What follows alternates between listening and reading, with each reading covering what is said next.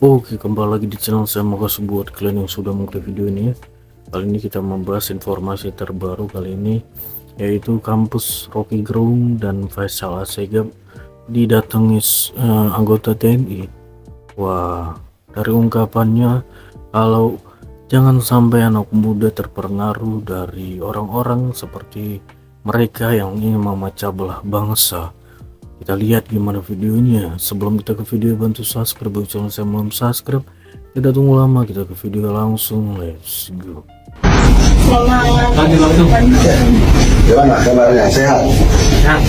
Begini ya, demokrasi di zamannya Soekarno itu adalah demokrasi yang terpimpin. Demokrasi di zamannya Soeharto, demokrasi Pancasila.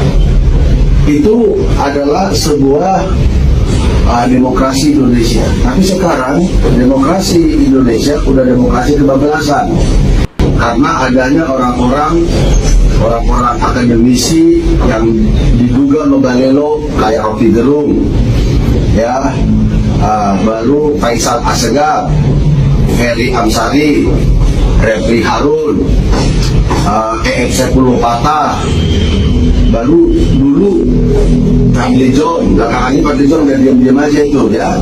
Yang mau saya katakan begini, Indonesia ini jangan sampai kita izinkan, kita generasi muda, berapa tahun umur? 26. Berapa tahun umur? Saya 51 tahun. Jangan kita izinkan kita anak-anak muda, generasi milenial, kalau saya sudah masuk kepada parubaya, ya, terlalu lama dikuasai oleh orang-orang yang ngomong di media. Sebenarnya dulu lengsernya Soeharto, karena memang Soeharto itu merasa udahlah saya lengser aja ke Prabon. Tapi dalam saat demo-demo itu ada yang kotor berbicara, itulah Amin Rais. Kasar banget. Coba kalau lihat nanti itu cuplikan YouTube Amin Rais itu kasar bicara. Padahal waktu itu dia sebagai ketua ya Muhammadiyah, ya pengurus pusat, ya ISMI dan lain sebagainya, tapi kotor bicara, ya. Lalu diklaim dia Soeharto lengser karena dia, padahal dia tungganginya mahasiswa. Terus ada lagi sekarang Rocky Gerung, ya, Ferry Amsari yang adalah seorang akademisi dari Sumatera Barat, ya. Ini orang-orang yang mempunyai kebencian, dendam, ya. Nah, cuma saya lihat begini ya, Pak Joko Widodo ini memang kurang tegas dalam sebuah tindakan, ya. Sebab dia berpikir lebih baik saya bekerja banyak, bekerja terus daripada menanggapi isu-isu. Tapi ini berbahaya sebenarnya. Harapan saya, kita harapkan Prabowo tegas nanti dalam kepemimpinannya, ya. Sama dengan di kantor ini. Kalau saya kantor ini lemes-lemes saja, ya gimana? Saya tegas, ya. Mana bisa kita pakai baju hijau begini, lalu pakai topi like toba, ya nggak bisa, dilarang provos kan. Nah, tapi kan banyak juga ormas dipakai baju ormasnya, dipakai topi SMP, dipakai ini kan aneh-aneh banyak, ya kan. Nah, kita nggak bisa itu. Nah, oleh karena itu saya berharap Rocky Gerung, Ferry Amsari, Faisal Assegaf, ya, kemarin itu 2 tahun yang lalu ada yang kasus ini, seorang ibu untuk diurus perkara hukum anaknya. Pak, tolong Pak, saya keluarga Assegaf, saya Assegaf Pak, saya asli Pak, asli saya Pak dari Arab sana Pak. Ya, kalau udah Assegaf memang kenapa? Mau Assegaf kek, mau Sujono kek, mau Perlindungan kek, mau si Bayu kek, mau si Tiurma kek, mau si Didimus kek, ya, mau si Dahlan kek, semuanya kita urus di sini. Nggak ada kalau udah cerita Assegaf lalu merasa dia istimewa, walaupun juga saya urus dan turun hukumannya kan, ya, turun hukumannya kan, nggak perlu sebut nama, tapi keluarga Assegaf. Jadi saya minta kepada Faisal Assegaf, kamu harus berakhir dari gaya-gayamu di negeri ini. Saya udah cek profil Anda, ya, melantur. Ini kebanyakan dari dosen-dosen ini, ya. Dosen-dosen saya ini mahasiswa fakultas hukum saya ini, ya. Hati-hati orang-orang seperti ini jangan sampai menjadi pengajar ini, jadi dosen ini lama-lama di perguruan tinggi ini atau di universitas ini, bisa bahaya.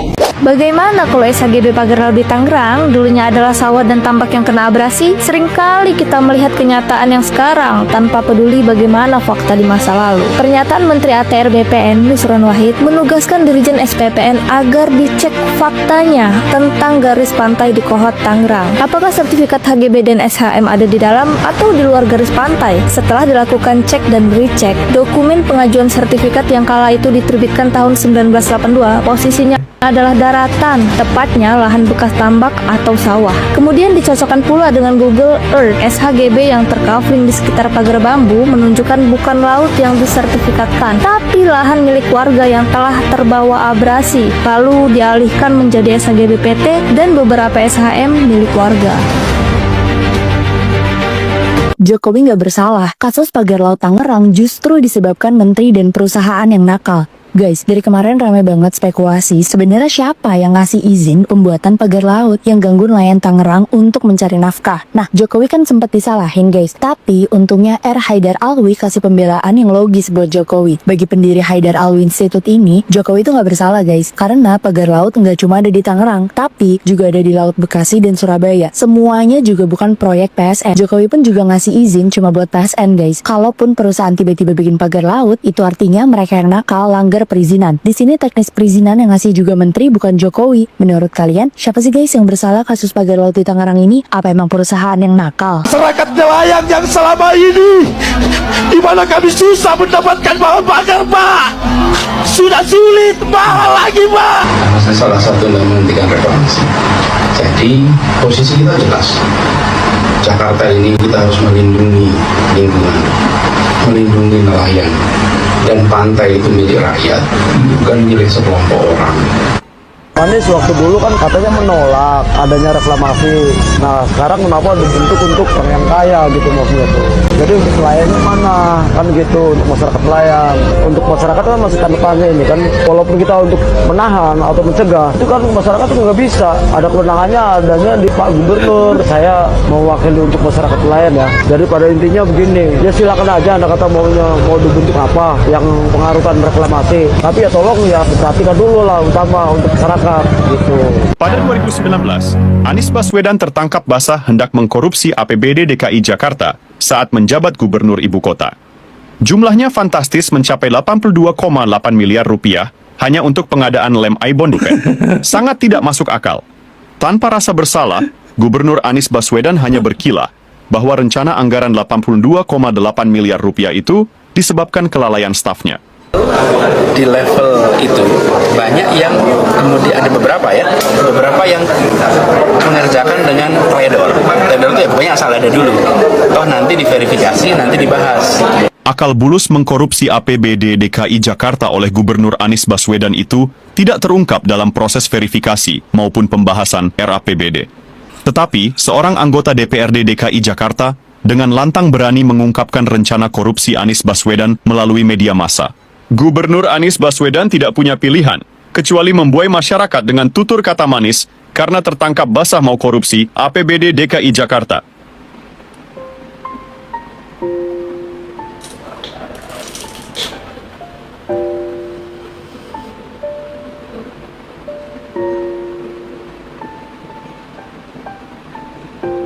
Sebut aja berapa? 11 mas, dari 100. Kinerja Pak Prabowo dinilai 11 dari 100. Yakin Pak Anies? Kejam banget memang Pak, sadis Pak. Kalau Pak Prabowo aja dinilai 11 dari 100, terus Bapak waktu jadi Mendikbudnya Pak Jokowi berapa nilainya Pak? 1 kalau saya rasa Pak. Boro-boro Pak bisa nyampai 4 tahun seperti Pak Prabowo sekarang menjabat sebagai Menhan. Bapak dulu waktu jadi Mendikbud 1 tahun 9 bulan aja udah dicopot sama Pak Jokowi Pak. Apalagi alasan pencopotannya? Kalau bukan kinerja Bapak nggak baik Pak, nggak beres Pak. Satu hal lagi Pak, lupa Bapak dulu pernah dibela, didukung, diperjuangkan oleh Pak Prabowo untuk jadi gubernur DKI. Lupa Bapak, jangan jadi kacang lupa kulit Pak. Sah Pak untuk mengkritik, boleh mengkritik Pak, tapi jangan juga Bapak mengalahkan segala cara untuk mendapatkan simpati masyarakat. Belum pernah Pak saya lihat pengkhianatan terkejam seperti yang Bapak lakukan kepada Pak Prabowo ini Pak. Belum pernah. Kejam Bapak Pak. Dulu Bapak deketin Pak Prabowo ketika mau menjadi gubernur DKI, Bapak baik-baikin beliau. Sekarang Bapak mau menjadi presiden, Bapak deketin masyarakat, Bapak baik-baikin masyarakat. Tapi apakah kita mau dilupakan seperti Pak Prabowo lagi? Silakan kawan-kawan sendiri yang memilih. Udahlah, jangan main-main sama diamnya Bapak Jokowi. Kalian tahu kan kalau orang diam itu, nah dibaliknya itu menghanyutkan. Diamnya Bapak Jokowi itu langsung mengadu kepada pemilik alam, kepada pemilik semesta, kepada sang pencipta.